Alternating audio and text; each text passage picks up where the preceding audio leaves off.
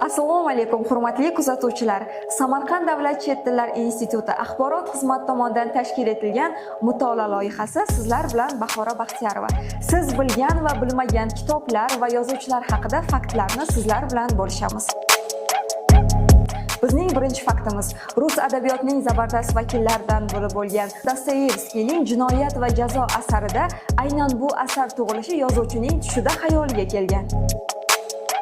Hammamizga mashhur bo'lgan ingliz adabiyotining Garri Potter kitobi 12 marta nashriyotlardan rad etilgan va oxiri Bloomsbury nashriyoti qabul qilgan. Hammamizga ma'lum bo'lgan turk adabiyotining mashhur vakillaridan biri bo'lgan Rashod Nuriguntekinning Choli qushi asarida Ferdi ismining tanlanishi aynan biron bir qushga atalmagan, aksincha bu asar arabchadan olingan bo'lib, noyob, yagona degan ma'noni anglatgan. Leonardo da Vinci siri asari juda ham katta muzokaralarga sabab bo'lgan va 80 ming nusxadan ortiq sotilgan. Dostoyevskiyning Jinoyat va jazo asari haqida yana bitta fakt. Bu asarda Raskolnikov misolida Dostoyevskiy o'zining qiynalayotgan hayoti, yigitlik davrini ifoda etgan. Aynan bu katta asar bir oy davomida yozilgan. Sababi yozuvchi bu yerda nashriyot bilan bir oy hamkorlik qilgan, asarni esa bir oyda yozib bo'lishi shart bo'lgan.